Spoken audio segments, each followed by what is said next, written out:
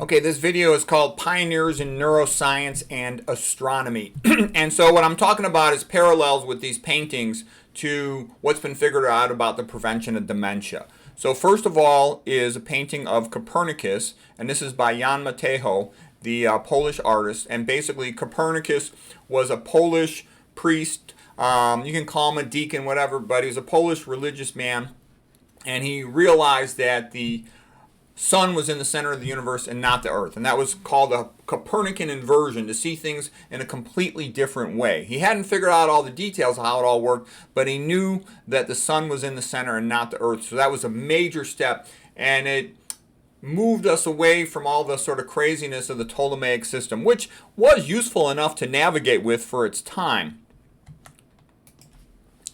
The next picture here is some examples of how the epicycles of the Ptolemaic system were very confusing. The other point I wanted to make about Copernicus is his equivalent in the study of dementia prevention would be Jack Dellatore. Jack Dellatore wrote the book Alzheimer Turning Point. He's the one who tied off the carotids and the mouse arteries. What I'm getting at here is Dellatore's theory. It's brilliant. It makes sense. It puts you in the right frame of mind to think intelligently about what causes dementia and how to prevent it.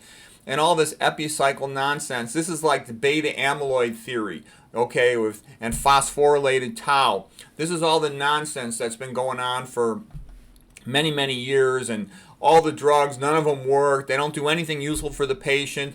Billions of dollars thrown in the garbage can studying beta amyloid and tau. That's not the point. They don't cause dementia. They're related to it, but they're not the issue. You can't get anywhere with beta amyloid and tau. Okay, I say this because all these people, they waste all their time. The patients get no benefit. It doesn't empower you at all. Well, very little. The beta amyloid and tau stuff. And the whole concept of Alzheimer's is just a distraction, leads you into nowhere. That's like most of modern medical research. It's just a big waste of time. It doesn't go the right way. The right way is to sort of like understand what's happening. The next thing I wanted to talk about is a lot of the great scientists who've done great work. Okay, let's see if this will get in the right spot now. Oh, I guess got to pull back here. Okay, so this right here is a painting of Johannes Kepler. And Kepler, came after Copernicus, and he did a fantastic job of, figuring out that you don't need the epicycles. And I just want to show you some things about him. He's another astronomy great pioneer. He lived from 1571 to 1630, and like I said, Copernicus figured out the sun was in the center, but didn't do a whole lot of other stuff beyond that. Copernicus figured out the planetary orbits were elliptical. Epicycles were not needed. But I also, one thing too, the point I would make is that science comes from Christianity, specifically from the Catholic Church. And if you study history, that is totally obvious. And the reason is that, the Bible-based worldview tells you that man is created in the image of God, therefore he can be a creator like God, that the universe is rational, and because it's rational, it's worth the effort to try to understand it. There's a lot of other cultures, especially a lot of these Eastern religions, where there's no God, or this concept of Maya, where nothing is knowable, and that leads you into what's the point in studying. And what I've also seen is if people are too materialistic, they only want to make money and just try to have a decent life for themselves and their family, then they've got no inspiration to try to pursue higher learning and things that are more just abstract, okay? Because I know tons and tons of high IQ doctors, and most of them could care less about any type of theoretical scientific knowledge, okay? And I can also tell you, a lot of the doctors I know is just sort of do your job, make your money, go home, live with your family, okay? Have a decent life. And there's nothing wrong with that. That's normal. That's a normal way to think. But what I'm trying to say is, if you ever want to create anything artistic or scientific, like make a discovery, you have to have these philosophical ways of thinking to motivate you to do that, because you have to give up tons of other things in your life, okay? It's kind of funny, but that's true. I was about to say something funny, like one of my kids said to me. I won't even go into it though. They told me, why do you do all this academic scholarly work? Why don't you just go do these other fun things that I'm not even going to mention them. All right, so anyways, here's Kepler. And I just want to share with you some quotes from Kepler, because it'll give you insight into his mind. For many years, I wanted to be a theologian, but now I see God is praised by my work in astronomy. Science is the process of thinking God's thoughts after him. The laws of nature are within the grasp of the human mind. God wanted us to recognize them. He created us after his own image so that we could share his own thoughts. I am merely thinking God's thoughts after him. The chief aim of studying the external world is to discover the rational order. So he believed that a rational order was there, he just had to find it. Okay, Kepler continues, and the harmony imposed on it by God, which he reveals to us in the language of mathematics. The wisdom of the Lord is infinite. The heavens declare the glory of God. It does not matter if my book finds its reader in 100 or even 1,000 years. Has not God himself waited 6,000 years for a human mind to be capable of gazing on his celestial spheres with understanding? Johannes Kepler. Okay, so what that means is, because Kepler knew he was onto something good trying to understand God's creation, he didn't care if everyone else misunderstood him. And you have to be a lone iconoclast in order to be willing to pursue these ideas, okay? In the real world of science, like I said too, I liked sports a lot better than science, because when I played sports as a wrestler, everyone told the truth. Everybody wanted to be good. There was no BS. It was pretty clear. The athlete wanted to win. The team wanted to win. The coach wanted to win. The fans wanted to win. And whatever it took to get better, you did it. Whereas in science, constant lying and BS, and almost all the money is, handled by big corporations that just want to make profit, don't care about the patients, don't care about the truth. Nothing matters except make money for the big corporations. So what I'm trying to say is, the people who are doing this beautiful individual creative thinking, they're thinking like Kepler, okay?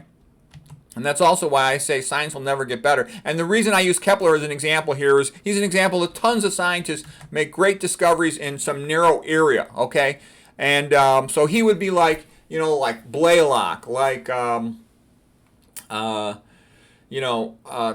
tons of these other scientists. I'm not even going to say all their names now. I can't even remember all their names now. But they've all made a lot of great contributions. But then what I like about Isaac Newton is he sort of put everything together. And it's not just Blaylock, like that last lady, Catherine Reed, figuring out MSG in food.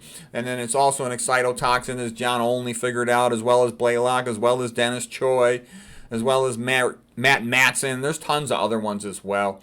Okay, and then Isaac Newton. And, call me crazy, but I think I'm kind of like Newton in the sense of he came up with a workable system that you could look at the field and you would have these fundamental laws, let's say of physics, thermodynamics, that anybody could use them to do actual things, to build a building, to make calculations about the basics of their field in engineering. Okay, so Newton had a real lonely childhood. His father died. His real mother abandoned him for a long time, and he was raised by relatives. He was highly religious. About half of his writing was on religious topics. And also, one thing kind of amusing, by dogmatic Protestant standards, he was a bit of a heretic in the sense that he didn't completely believe in the idea of the Trinity. He felt that Christ was not the equal to God. He was the Son of God, subordinate to his Father, and it was to serve as a mediator between God and mankind. So he actually had to kind of keep that hidden, and he had some colleagues who kind of protected him. Otherwise, he would have been thrown out of the university. All right, here's a quote by Alan Kors. Newton inspired the scientific community. Newton had shown that the universe was knowable. And Voltaire, made similar comments like that. Voltaire kind of tried to deny some of Newton's religious features, but he did promote his scientific work a lot. Okay, so here's some quotes by Isaac Newton. He who thinks half-heartedly will not believe in God, but he who really thinks has to believe in God. I have a fundamental belief in the Bible as the Word of God, written by those who were inspired. I study the Bible daily. All of my discoveries have been made in answer to prayer. Atheism is so senseless. When I look at the solar system, I see the Earth at the right distance from the sun to receive the proper amounts of heat and light. This did not happen by chance. Isaac Newton. Okay, and this is a painting of him at Woolsthorpe. And this was during 1665, the Anno Mirabilis, where he just went off to Woolsthorpe by himself because of the plague of that time, so he could just study, and then he figured out optics, he figured out calculus, figured out fundamental laws of physics. So anyways, what I'm trying to say is, my theory of neurovascular uncoupling is really an extension of the calcium hypothesis, and lots of other people had done all the groundwork on it before. I simply sort of came along and saw how everything was all connected to nutrition, to toxicology, to EMF, and all that other stuff. So anyways, Hope you found that interesting or entertaining. And then I also like to point to, if you don't have Christian ethics, you're screwed, okay? Because if you don't have Christian ethics, there's no interest to help patients. There is no motivation whatsoever unless you care about that patient as a person. All the money just says, run them through the treadmill, the assembly line, and make your money off them. And whatever happens, it doesn't even matter. You follow the standard of care, it doesn't matter what happens to the patient. You can't get in trouble, and you get your billing codes. Go faster, you make more money. So I think you need these Christian ethics in order to reach out and do things beyond just living in a materialistic way, get your money for the day.